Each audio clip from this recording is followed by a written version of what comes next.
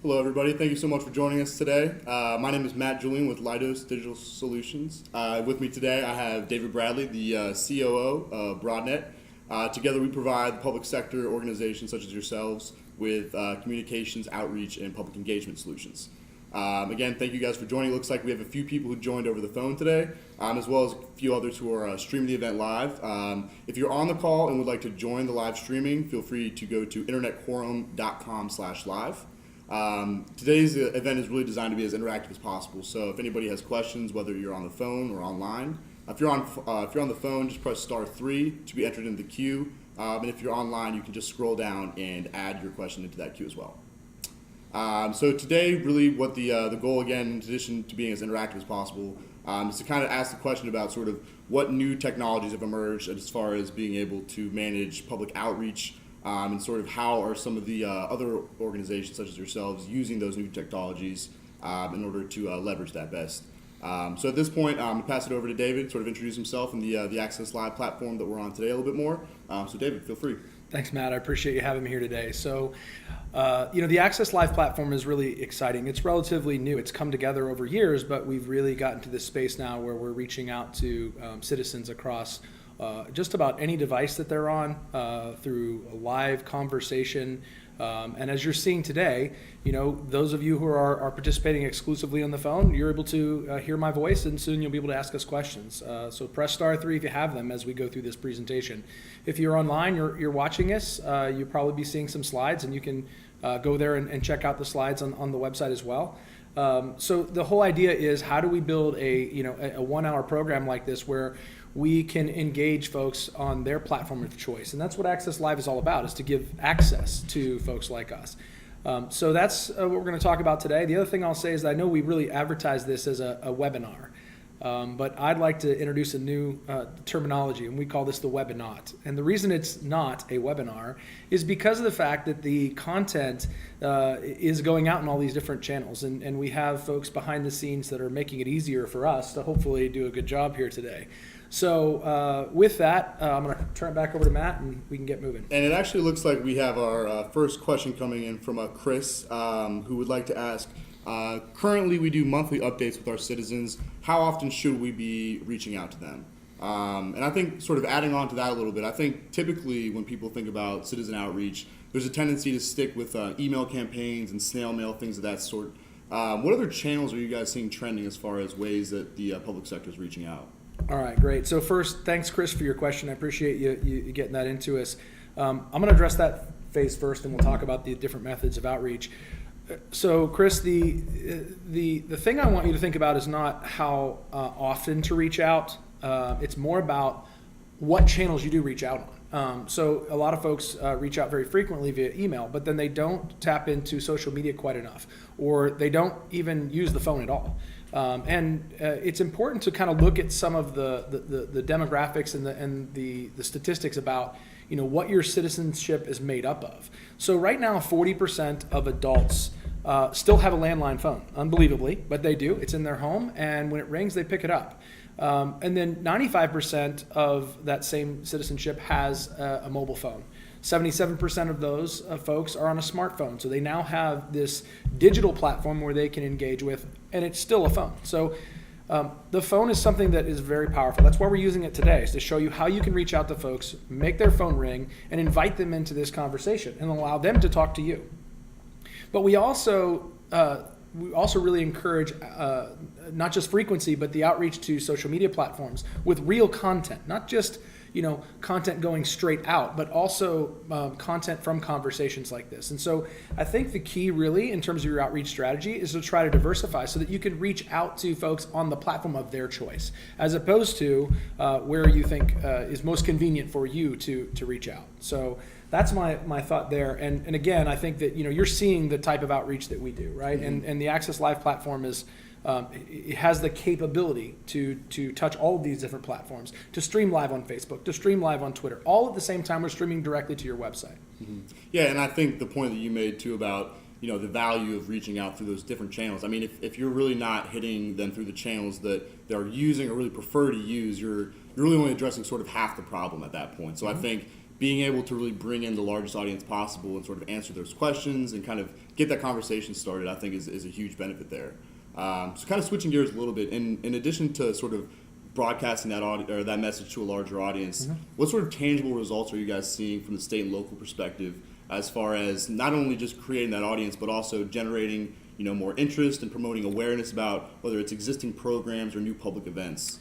Sure. Let me talk about something that happened recently. In September, we did this really cool event. So there's a little town really close to our offices in Colorado. It's called Littleton. And Littleton had traditionally done, most of their citizen outreach was done through in-person town hall meetings, and their average attendance was about 20 people. So when Littleton reached out to us, they'd seen a lot of other events that we do for like RTD, which is transportation, CDOT, some of these large organizations that do massive campaigns of outreach like this. And they said, we really want to see if this technology might work for us. And so when we did their event, they pretty much did everything you could possibly do with Access Live. And the key component of it is the promotion, the social media plans and strategy that we put into the platform so you can notify folks. The same way in which you learned about this event is how we promote events on Access Live. And what's interesting is the huge impact it made. So they had over 1,400 people that participated on the phone, online, or in person. And interestingly enough, because of this social media outreach and all of the promotion via email and the multi-platform outreach to promote, they had 50 people show up in person, which was over double what they've ever seen before. And so during that event, we took all types of questions from people on the phone, people in person, and also from folks online, as we'd like you to do today. So if you do have questions, here's a quick reminder, press *3 on your phone. If you're on the phone, you can get in line to ask a question. You'll talk to one of our screeners, and then we'll take you live here in a little bit. If you're online, you can always just type in your question below the video stream. So that was just a great experience. I was actually on site for the event, and it was really neat to be able to kind of see it from that side. Right, be a part of the process. Absolutely, right. absolutely. It was really neat. Yeah, and I think, like you said, just the sheer numbers of it is something that's like pretty staggering. You think about sort of that increase in size and sort of what the group was able to pull away from that, because you were looking at it from, if there's a small number of people, you're only getting a subset of that sort of citizenship. But the more sort of the broader the audience and the more you can kind of gain from that. And on different channels too, like you said, if it's more people in person, that's great. But if you're also drawing in that social media, those are different demographics that typically, in just one strict channel, you're not always accomplishing. But I think that's, just another benefit of being able to leverage those different channels. Yeah, and what was neat is that, one of the key components of the platform is the ability to citizens can ask questions of their leaders in the city. But the leaders in the city can also ask questions of their citizens. So one of the things they did was they did a poll question where they asked, what's the intersection that's the most concerning to the citizens? And when you have 1,400 people that are weighing in on that, it's a lot easier to have an accurate representation from such a large group of folks to really know which is the right one to prioritize fixing. Right. Because if you only have 20 people in the room, and this happens too often in government, is that the 20 most active people that are willing to to go and go in person and sit down are the ones who influence change. Right. Now we can get so many people together into 1 hour, and by the end of that hour, have so many questions answered and have it a more accurate representation of what the citizens think. Right, and I think that actually leads us a pretty good segue to our poll question that we were hoping to ask you guys today. And our question is, what is the primary way that you reach out to your citizens? So if you're on the phone, press 1 for email, 2 for social media, 3 for phone, 4 for in-person or town halls, and 5 meeting for all of the above, meaning that you use all of those different channels as sort of your primary method there. So again, if you're on the phone, feel free to press the key that corresponds to your answer, or if you're online, similarly answer the same way there. But I think sort of as those poll answers are coming in, this is a good time too to kind of take a step back and ask a quick question. What we're on today is the Access Live platform. Can you kind of go through quickly the sort of aspects of the software and sort of what all the different pieces of the puzzle are? Absolutely, yeah. So there's 4 pillars to the Access Live platform, and it all starts with your website. If you're watching online, you're probably going to be watching slides that we have a producer that's in the background that's loading for us. But the website is the centerpiece, right? That's where your citizens are already going. They're going to your website to find out what's happening and to learn about the various topics and issues and budgetary concerns, and that's where they're being educated and informed. So we integrate the Access Live platform into your website, and that starts with the ability to have a registration, the same way in which you signed up for the event and got this phone call today. That's how your citizens can sign up for the events as well. They also have the ability to, as we're doing right now, stream the event live. So they can just show up at the time of the event and they can participate online and type in their questions. And then what you'll see tomorrow is after the event, we will get all the highlights together. Our team will produce that out and we will fill the same page with content from the event so that you can now go out to your citizens again and say, hey, listen, if you missed this great event, we had all these great discussions about these topics. If you'd like to learn more, please come back to our website. We recommend that it's always your official website/live, why it's easy to remember. And then when they go there, all of your live content, all of your live conversations exist there. So the first piece or pillar is full website integration. We make it super easy on your team to do this, and it's a one-time integration. The next thing that you get with this platform of Access Live is the ability to moderate and control the conversation, right? To be able to determine whose questions are gonna match best the objectives or what the topics you're talking about. So that's why we have the *3. You can go in, you can be screened by a screener, we can get a paraphrased version of your question, and then your name, obviously, and then from there, we can take those questions live. So again, press *3 if you've got a question. And then the polling process that we just went through, and I think those are some really powerful tools to control that conversation and have your teams all participating. The other thing that's great about it is that we allow guests to come in from anywhere. It's just a phone call for many of your guests or experts. They don't all have to be in person. That's a really big value, and that's the kind of the core of the platform in the middle. The next is video, which you're experiencing now. So a couple years ago, we decided to really raise the game on video. And most of the time that folks do live town hall events, they will bring in a camera crew. These things, these teams of folks that run these cameras can be extremely expensive. We decided to keep it simple. And so what we built was an app called Broadnet Live. And the Broadnet Live app you can download on your iPhone or your Android device. Once it's downloaded, we provide a kit which has all the basic essentials, including this microphone that you see here, a tripod, some cabling to make sure audio quality sounds really, really good online. And then all you do is plug in your iPhone and hit go. And when you do, that video stream actually goes back to our producer. Our producer is not in the facility, so you don't have to have a camera crew on site or a producer on site. And what they're doing is they're merging in graphics like they're doing for us. And they're putting our names underneath our faces. They're doing some really cool things to make it much more exciting. So that's video, and that reaches out and really engages folks in a real dynamic manner online. And then the last, which you'll see pretty soon, is our social center. And the social center is the ability to have someone on your staff, likely someone who manages your social media, be monitoring the event and listening. And when they hear a great moment, a great question from a citizen and a great answer from one of your leaders, they have the ability to mark that point of interest. Once they mark it, a member of our team, our marketing specialist behind the scenes, will go through and create a video and or just audio clip, depending if video is being used or not. And that clip will find the natural beginning, the natural end of that video clip. And then when they do, they'll be able to post that back to your social media expert. When your social media expert gets it, they can review it, they can listen to it, they can change any of the commentary that we've typed in, or they can just drag and drop it to Facebook or Twitter, and then it's out there. So within a couple of minutes of this happening right now, you should be able to see this content showing up on Facebook or Twitter. It's also downloadable, so you can send it to other platforms as well. So those are the 4 components of the Access Live platform that allow you to really execute the strategy of reaching out to multiple platforms and raising awareness and inviting people to come and join these events. Absolutely. And it looks like we've got some responses to the poll question we had asked earlier.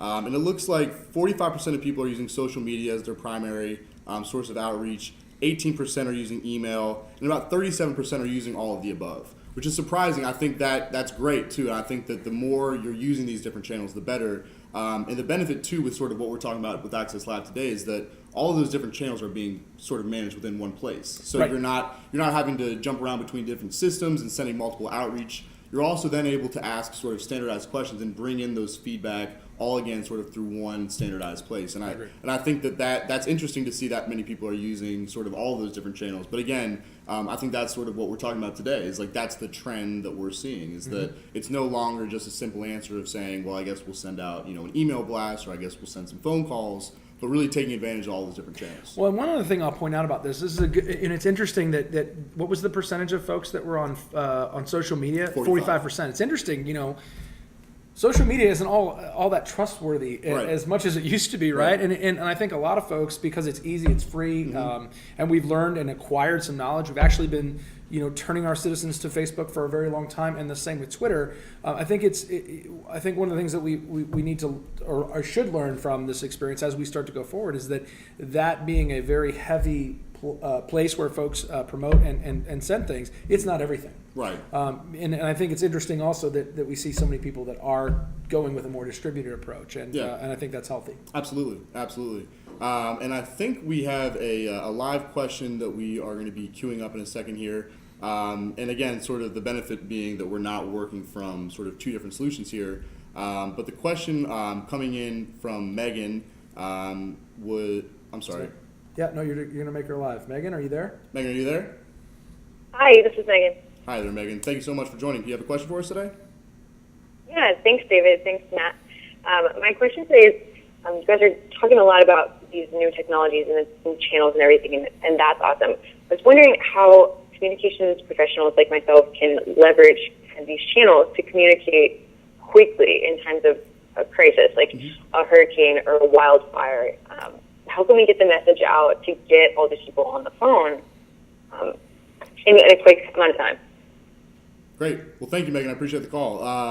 And kind of working off that a little bit more, recently we've seen some of those tragedies, whether it's in New Orleans, Houston, or even Miami. But I think sort of in addition to that, sort of what other ways can this new technology be used for managing, more health-oriented crises, whether it's, the Zika virus or even the Ebola scare from a few years ago.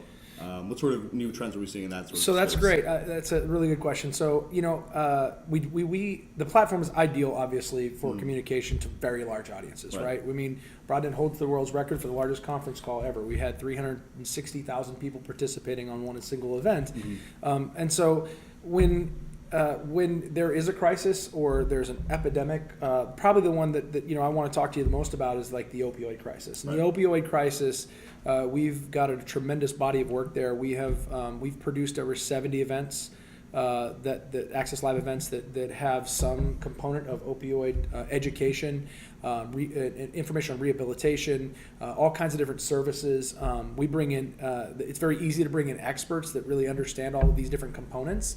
And so it's really important to know that as we've done these 70 different events, there have been a total of 58 either federal or state elected officials that conducted these events on our platform to educate their citizens on this issue. It's obviously a big issue, and it's growing every day. In fact, 142 people die every day of opioid addiction. So one more statistic about it, that when we've done those 70 events, we've connected with and had 168,000 people engage on those events, which is an unbelievable number. To put that in perspective, the largest football stadium in the United States, this is American football, is 107. The attendance is 107. So this is larger than the largest football stadium out there. So when you think about it, the convenience of this platform and the ability to utilize the phone in conjunction with online streaming and web, it's made a huge impact on the opioid epidemic. Yeah, and I think the point you made about having the experts on the line, that's something that, again, we don't really see elsewhere, where you're bringing in not only the ability to ask questions, but answer those questions live and have, sort of what's going on throughout people's minds being answered on the fly. And I think that, again, whether it's bringing in health experts for the opioid crisis or even city planners for the Littleton case study that we mentioned earlier, that type of ability for these calls is, invaluable. So again, and if anybody else has any other questions today, please, feel free to press star 3 to enter the queue. Again, today is really designed to be as interactive as possible in that sort of way. Well, let's get to get back to Megan's question. Yeah. Right? I think she was talking about another less of a health crisis, and I don't want to avoid that, or miss that. Yeah. Mm-hmm. The other one that I'll talk about is that we did an event for disaster relief, which was in Canada, Fort McMurray, Canada, in the Alberta area. Back in 2016, they had these massive wildfires where 80,000 people were displaced from their homes.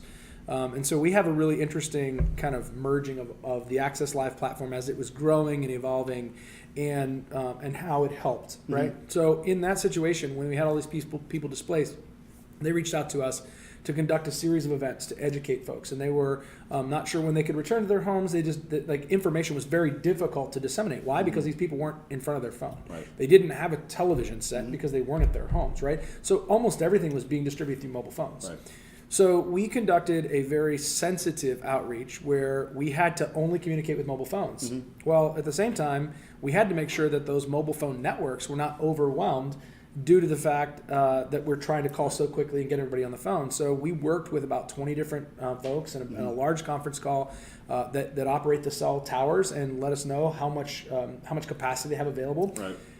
So that we could protect first responders, we could make sure that those folks were able to do their jobs under this situation and still get the information out. So that was really the neatest part about it, was the intricacy of trying to do that. But in that, they had 161,000 people that attended and learned all about, when they can go home, how are they going to have insurance, all those types of things that they're getting answers for. And then one other important statistics, they had 2,000 people that viewed it online, and it's. Wow. It's interesting when you talk about 161,000 compared to 2,000. It's not all that impressive. But Let me tell you why only 2,000. Well, most of these folks that were viewing online were actually in a single stream that was being played in all of these evacuation centers. So the way we coordinated that through streaming was we put it up on these big screen TVs, and they kind of handed their questions around and fed those into the Access Live event. So there's thousands and thousands of more people that were obviously able to engage because we had this streaming component as well. Right, and I think that's the again, just sort of the benefit of hitting everybody on different channels like that. You don't always know, especially in times of crisis, right? There's not a sort of given sort of mode that you can rely on at that point. You have to be able to leverage different channels, and I think the mobile piece is very interesting of it. And I think again, the ability to bring in enough people and answer questions is probably on everybody's minds, and being able to again do that in a way where you're, like you said, connecting to thousands and hundreds of thousands of people at that point. That's right.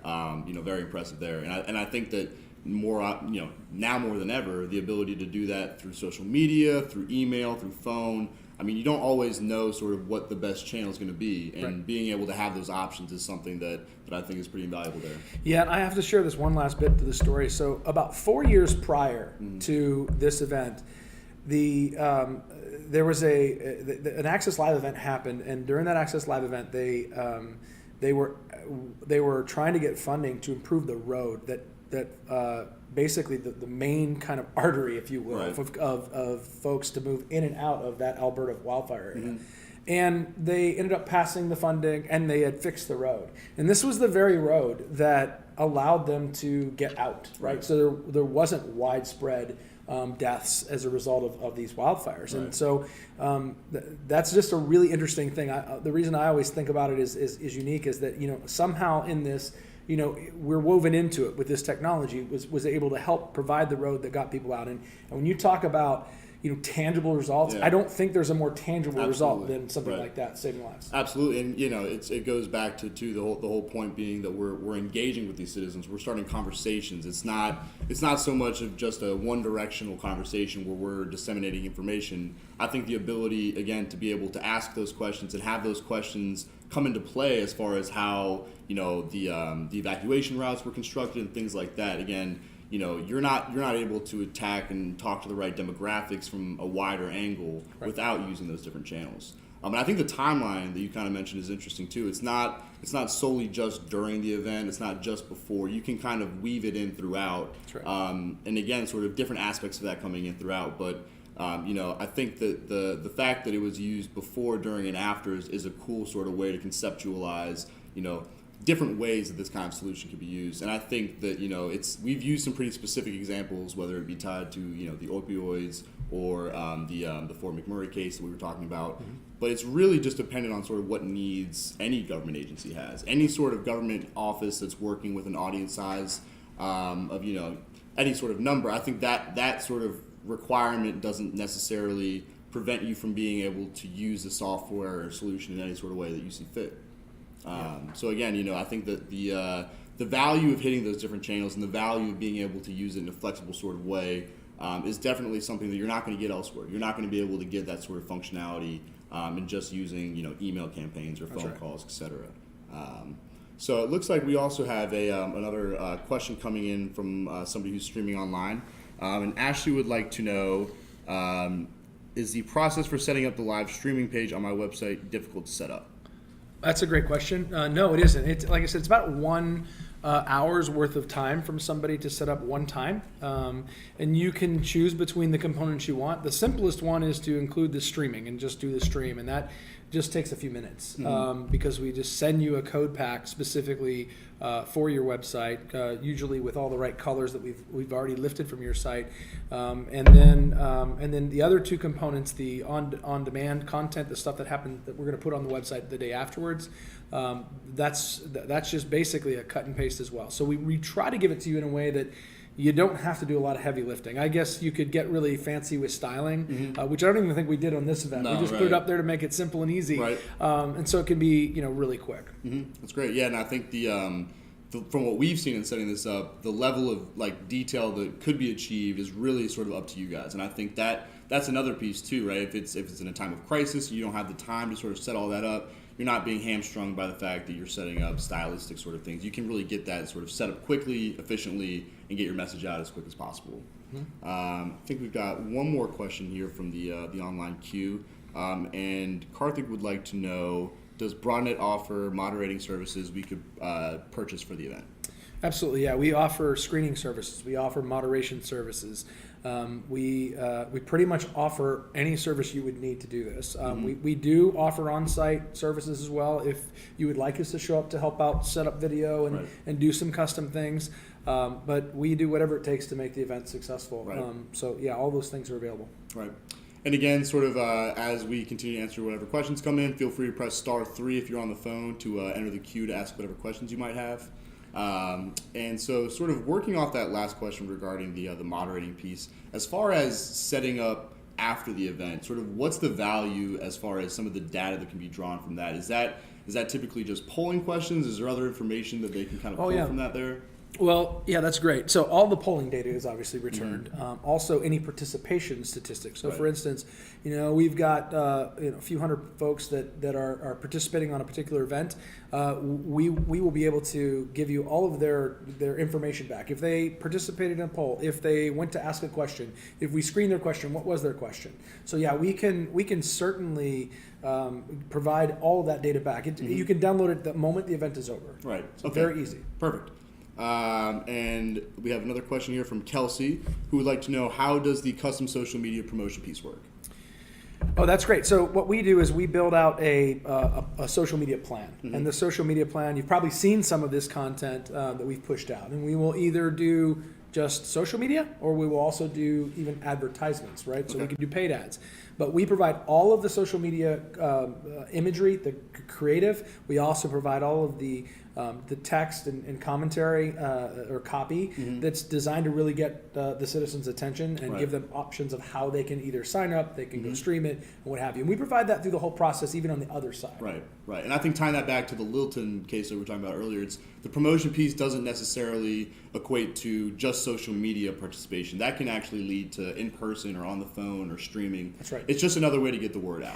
Well, and back to the social media too. I mean, everything was amplified in that Littleton example. I think they had some really, really key stats on social media the day after the event. Right. And so that was really interesting. That's probably the most popular content they've had on their Facebook channel ever. Right. As a result of us having real content out there. So. Right. And I think that content can be repurposed in the future. It's not something that's just static to that moment. It really has, like you said, multiple uses in the future too. So again, I think that piece of it. And again, like you were saying about the social media usage and just how important it's become in today's landscape. There's really really no comparative there. And we even saw the amount of people that are using that as just their primary focus is social media. That's right. And I think being able to incorporate that piece from sort of start to end is something that not only draws more people into the event, but also gives it a little bit more of a flavor, gives it like the personality of, right. People actually, like we've been talking about, joining in on a conversation as opposed to just being fed information. Yeah, and I think the value of that is something that we've seen a lot more now in terms of being able to incorporate those larger audiences,